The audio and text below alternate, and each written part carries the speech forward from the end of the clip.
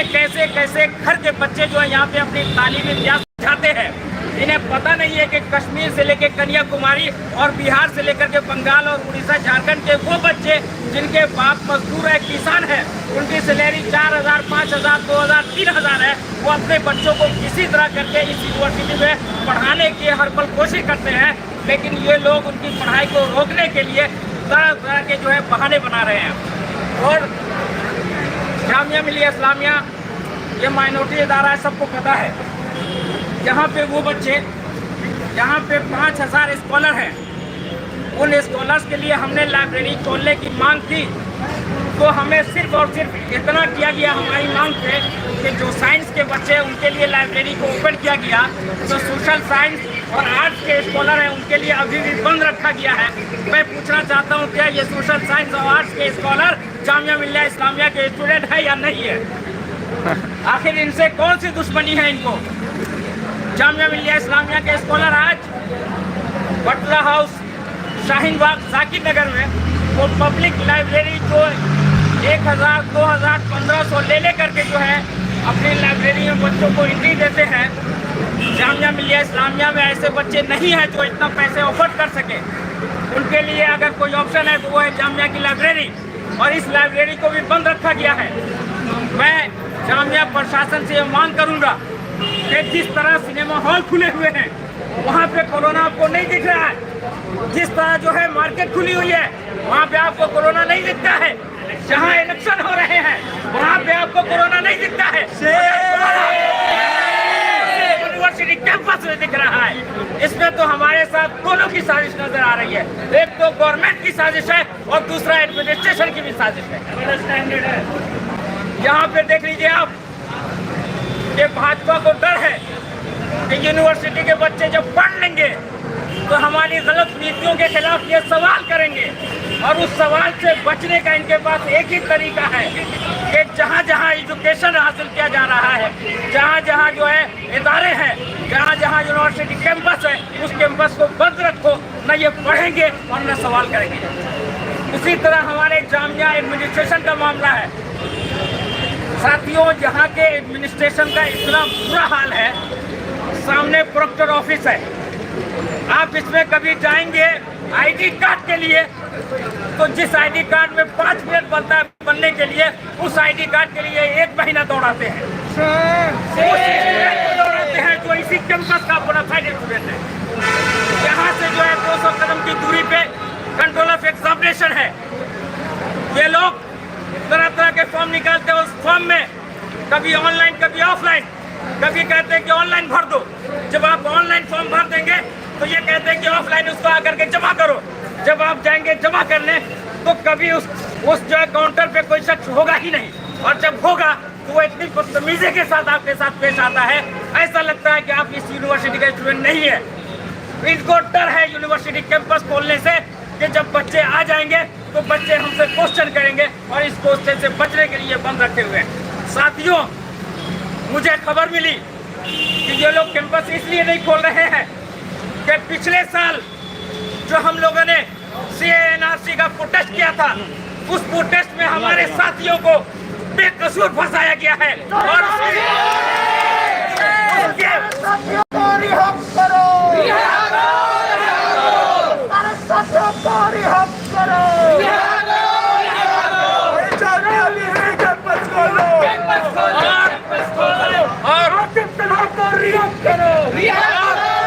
हमारे उन साथियों को बेकसूर जेल की सलाखों में डाला गया है।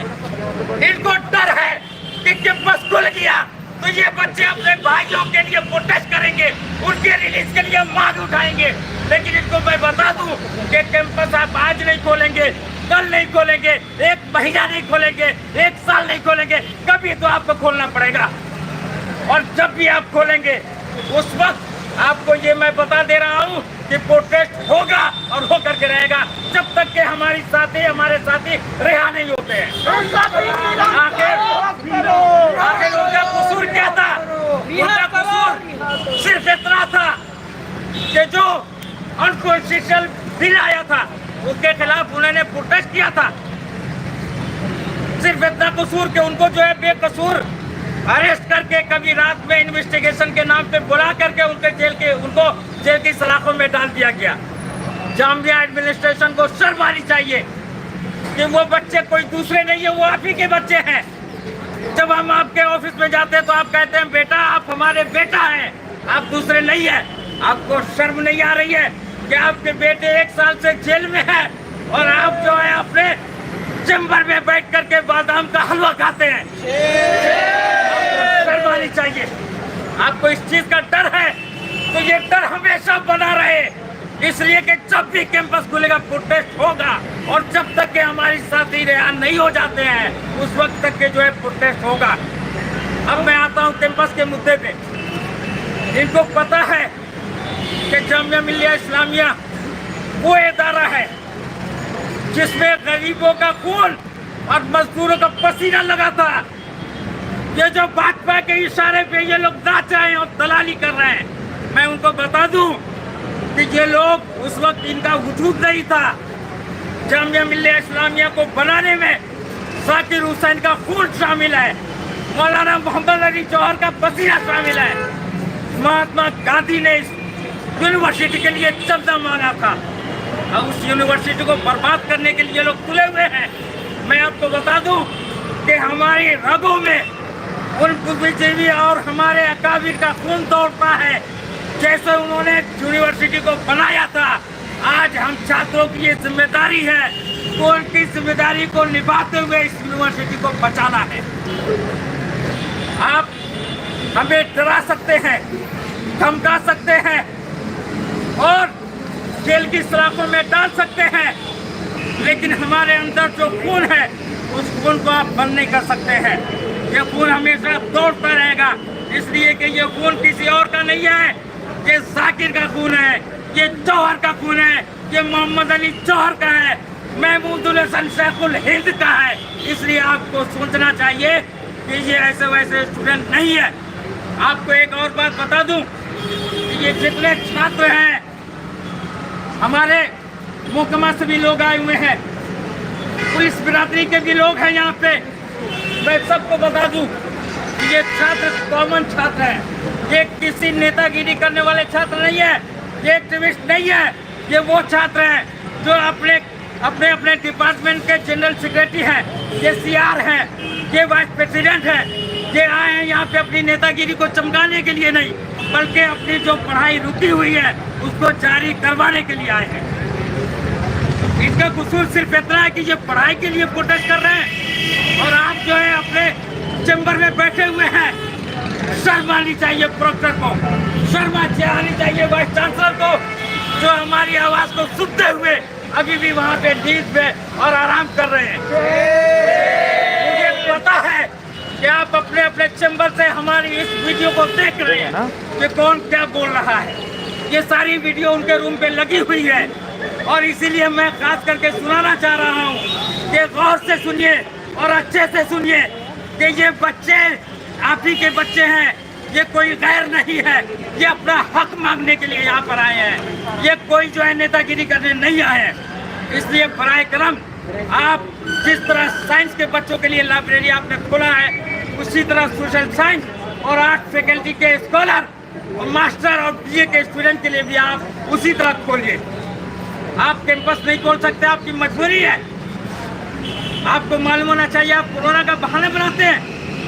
अरे उस इलेक्शन के कैंपेनिंग में अनएजुकेटेड लोग होते हैं जो जिंदाबाद और मुर्दाबाद का नारा लगाते हैं, लेकिन मैं आपको बता दूं कि यहाँ पे ये सारे छात्र एजुकेटेड हैं, अवेयर हैं, इनको पता है कि कोरोना से कैसे बचना है। ये बचते हुए अपनी पढ़ाई को जारी रखना चाहते हैं, आप इनकी पढ़ाई को रोक रहे हैं, आपको शर्म आनी चाहिए। मुझे पता है कि लॉकडाउन से जिन बच्चों को परेशानी है वो कॉमन छात्र हैं, वो मजदूर के बेटे हैं, वो किसान के बेटे हैं। इनकी परेशानी आपको दिख नहीं रही है, इसलिए कि आपके बच्चे इंडिया में नहीं पढ़ते हैं, आपके बच्चे अमेरिका में हैं, आपके बच्चे जापान में और जर्मन में हैं। आपको क्या पता चलेगा कि हमारा दुख और दर्द क्या है। आप इस पे गौर कीजिए मिस मोहतरमा और आ करके हम बच्चों से बात कीजिए। और एक मरतबा में अगर आप नहीं खोल सकते हैं तो मैं आपको चैलेंज करता हूँ, मैं आपके साथ आपकी हेल्प करने के लिए तैयार हूँ। आप फेस वॉइस खोलें, लेकिन आप खोलिए जरूर, इसलिए कि 1 साल से हमारे बच्चों की जो पढ़ाई रुकी हुई है, आपको मैं बता दूं कि इतने बच्चों के फोन आए, वो स्कॉलर्स, वो लड़कियां जो अपनी पढ़ाई को छोड़ने पे मजबूर होकर के वो अपने घर लौट गए, इसलिए कि उनके पास इतने पैसे नहीं है कि वो पब्लिक लाइब्रेरी में जा करके पैसे दे करके अपनी पढ़ाई को जारी रख सके। वो हमारे स्कॉलर्स वो इतने पैसे अफोर्ड नहीं कर पा रहे हैं कि वो पैसे दे करके बटला हाउस की लाइब्रेरी में पढ़ सके। उनके लिए एक ही रास्ता है, जामिया की लाइब्रेरी, जहाँ पे उनको किताबों का एक्सेस भी हो और उन्हें जो है किताबों की फैसिलिटी दी जाए, जहाँ पे रह करके अपने रिसर्च को वो पूरा कर सके। हमारे रिसर्च स्कॉलर्स की ये लाइब्रेरी न खुलने की वजह से उनका जो है पढ़ाई रुका हुआ है, और पढ़ाई रुकने की वजह से उनका फेलोशिप भी रुका हुआ है।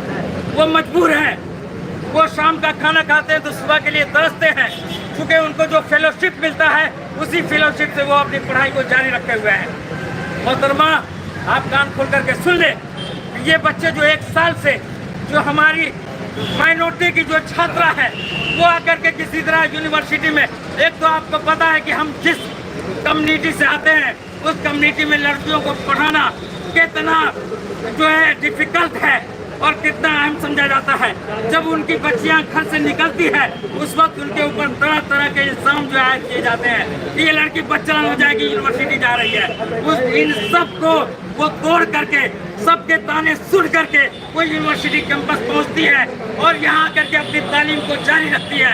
आप यूनिवर्सिटी के एडमिनिस्ट्रेशन उन लड़कियों के ख्वाब को चकनाचूर कर रहे हैं, बताइए इसका जवाब कौन देगा? 1 साल से बच्चे अपनी पढ़ाई को छोड़ करके जो दिल्ली आ चुके थे वो मजबूर होकर के अपने घर को लौट गए हैं, इसका जिम्मेदार कौन होगा? इसी मोहतरमा, जामिया एडमिनिस्ट्रेशन के लोग, सामने प्रोक्टर में बैठे हुए दलाल, ये सुन ले कि आज अगर आपने कैंपस को नहीं खोला तो आप हमें धोखा नहीं दे रहे हैं, धोखा उनको दे रहे हैं जिन्होंने इस यूनिवर्सिटी आने के लिए अपने खून और पसीना को बहाया था। मरने के बाद क्या जवाब देंगे आप जाकिर हुसैन को, मोहम्मद अली जौहर को और अली बिरादरान को? आप अपने जमीर से एक मर्तबा जरूर पूछिएगा, रात में आपको नींद कैसे आती है कि बच्चे सड़क पे आकर के कुछ और नहीं मांग रहे हैं, ये अपनी पढ़ाई को जारी रखने के लिए आपसे भीख मांग रहे हैं, उसके बावजूद आपको नींद आ रही है, आपके कान पे क्यों नहीं लग रही है कि आप इन बच्चों की आवाज को सुने? माफ कीजिएगा अगर हमारे ये अंदाज आपको बुरा लगेंगे, इसलिए कि आपने हमारे साथ इस तरह के व्यवहार किए हैं। इसलिए आपको मैं बता दूं कि जितना जल्द हो सके हमारे छात्रों की जो है मांग को आप पूरी कीजिए, यूनिवर्सिटी कैंपस को खोलिए। इन्हीं चंद जुमलों के साथ मैं अपनी बात को खत्म कर रहा हूँ। इनकलाब जिंदाबाद।